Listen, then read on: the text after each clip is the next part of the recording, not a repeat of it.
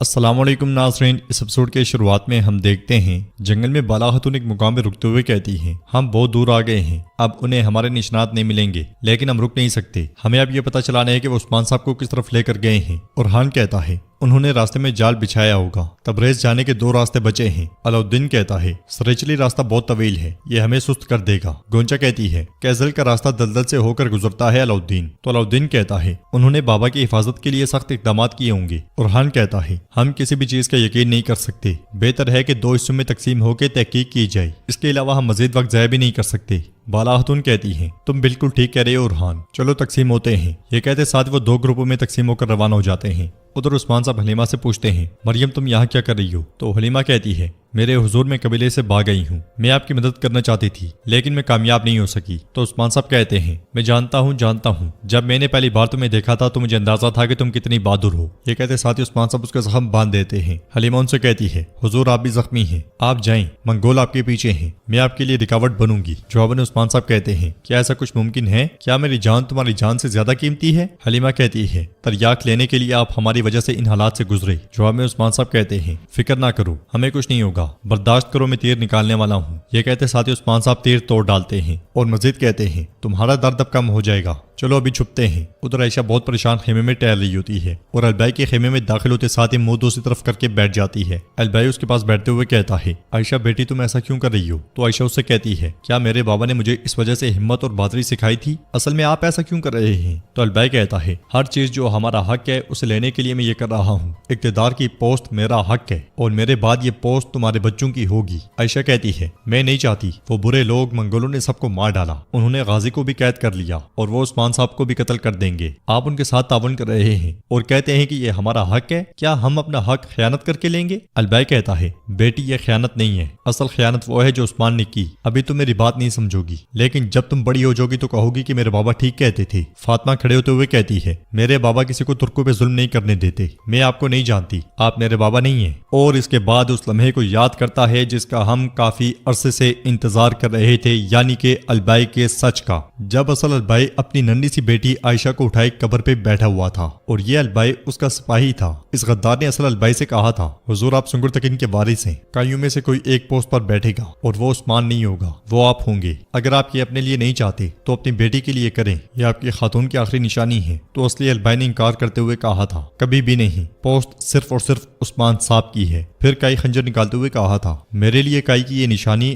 اور میری عائشہ کافی ہے، میں اپنے خون سے غداری نہیں کر سکتا۔ یہ سنتے ساتھ ہی غدار البائی نے پیچھے سے وار کر کے اسے شہید کر دیا تھا اور کہا تھا اگر آپ نہیں کریں گے تو میں کروں گا۔ عائشہ کے اصلی باپ کو مارنے کے بعد اس نے عائشہ کو اٹھاتے ہوئے کہا تھا اب سے میں سنگر تکین کا پوتا البائی ہوں اور تم میری بیٹی ہو، میری عائشہ۔ اس خیال کے بعد البائی عائشہ سے کہتا ہے عائشہ میری بیٹی، ہم نے اتنے سال اس کو راز رکھا، ہمیں بہت سی مشکلات کا سامنا کرنا پڑا، یہ سب عثمان کی وجہ سے ہوا۔ یہ کہتے ساتھ وہ آگے بڑھ کر صندوق کھولتا ہے اور مزید کہتا ہے تم مجھ سے پوچھ رہی تھی کہ میں نے یہ خنجر کیوں چھپا رکھا ہے، اگر عثمان کو معلوم ہوتا کہ یہ خنجر ہمارے پاس ہے تو وہ تمہیں اور مجھے دونوں کو مار دیتا۔ یہ خنجر، یہ کہتے ساتھ ہی البائی وہ صندوق کھولتا ہے مگر اس کے اندر خنجر نہیں ہوتا۔ وہ غصے سے کہتا ہے عائشہ خنجر کہاں ہے؟ تو عائشہ کہتی ہے میں نے وہ عثمان صاحب کو دے دیا تاکہ وہ خود کو بچا سکیں۔ البائی غصے سے کہتا ہے تم نے یہ کیا کیا عائشہ، تم اس بار بہت آگے بڑھ گئی ہو۔ یہ کہتے ساتھ ہی وہ غصے میں چلا جاتا ہے، باہر لوگان لوکاس اور صوفیہ کے ساتھ قبیلے میں داخل ہوتا ہے اور آگے بڑھ کر سردار خیمے کے سامنے سیڑھیوں پر بیٹھ جاتا ہے۔ پھر کہتا ہے میں قسم کھاتا ہوں کہ میں اس جگہ پر ان تمام باغیوں کے سر لٹکا دوں گا۔ لوکاس کہتا ہے وہ اب کہیں نہیں بھاگ سکتے،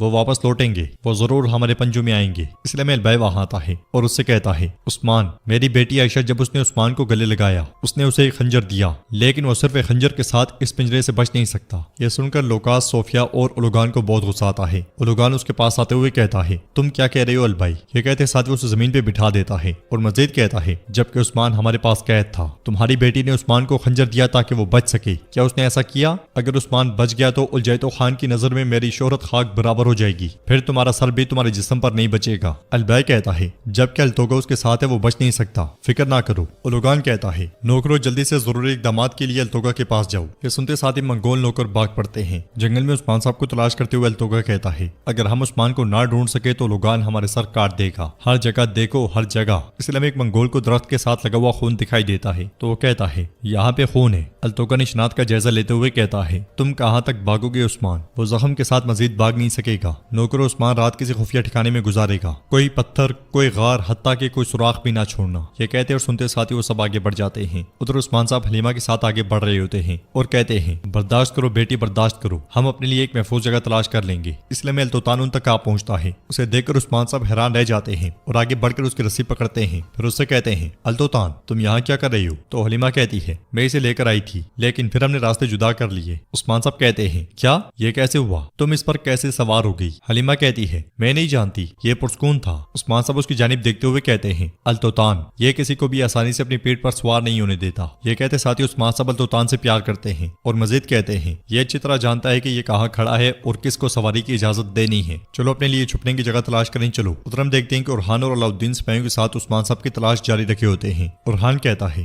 ہمیں محتاط رہنا چاہیے، ہم انشاءاللہ عثمان صاحب کو بچا لیں گے۔ ہولوفیرا اسے روکتے ہوئے کہتی ہے ارحان تم زخمی ہو، آؤ تمہارے زخم کو دیکھتے ہیں۔ مگر ارحان کہتا ہے ہولوفیرا کچھ نہیں ہے، میں ٹھیک ہوں۔ علاؤالدین کہتا ہے بھائی کچھ دیر آرام کرتے ہیں، ہم اس طرح جاری نہیں رکھ سکتے، میں یہ مرہم آپ کے زخم پر لگاؤں گا۔ ہولوفیرا مرہم لیتے ہوئے کہتی ہے میں یہ لگا دوں گی۔ علاؤالدین سپاہیوں سے کہتا ہے آس پاس میں نظر رکھو۔ ایک طرف ہو کر ہولوفیرا ارحان کے زخم پہ مرہم لگا دیتی ہے۔ ارحان پریشان ہوتے ہوئے کہتا ہے میرے بابا مجھے بچانے کے لیے قید ہو گئے، یہ زخم میرے سینے کو جلانے والی آگ کے مقابلے میں کچھ نہیں ہے۔ ہولوفیرا کہتی ہے ہم بابا کو بچائیں گے، ہم اپنے قبیلے میں واپس جائیں گے، یقین سے، مجھے اس بات کا یقین ہے، جیسے میں جانتی تھی کہ تم بھی واپس آؤ گے۔ ارحان کہتا ہے انشاءاللہ ہولوفیرا انشاءاللہ۔ مرہم لگانے کے بعد ہولوفیرا بچے کا کپڑا نکال کر ارحان کو دکھاتی ہے اور کہتی ہے اگر خدا نے ہمیں ایسے وقت پر ایسا تحفہ دیا ہے تو اس کا مطلب ہے کہ امید ہے۔ ارحان اچھی خبر ہے۔ ارحان خوش ہوتے ہوئے کہتا ہے ہولوفیرا میرا دن، میری روشنی، کیا اب میں؟ تو ہولوفیرا کہتی ہے تم بابا بننے والے ہو، میں امید سے ہوں، ہمارا ایک بچہ ہوگا۔ یہ سنتے ساتھ ہی ارحان اسے گلے لگا لیتا ہے اور اللہ کا شکر ادا کرتا ہے، پھر اس سے کہتا ہے میری محبت، تم نے یہ خوشخبری سنا کر میری جان میں جان ڈال دی، چلو پہلے اپنے بابا کو بچائیں۔ میں قسم کھاتا ہوں کہ ہم تمام ظالموں کو گھٹنے ٹیکوا کر مل کر اس دنیا کو ہلا دیں گے۔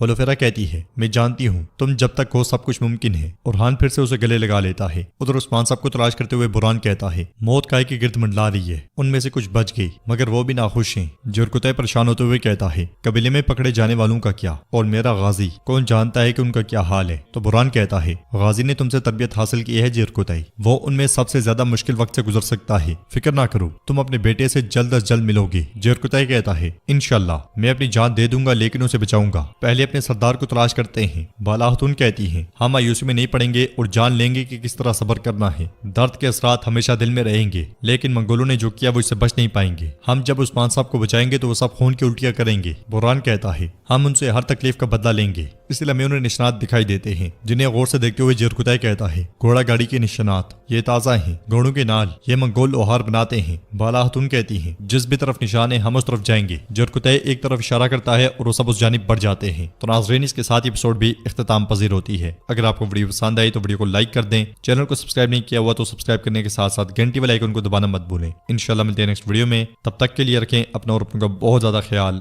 اللہ نگہبان۔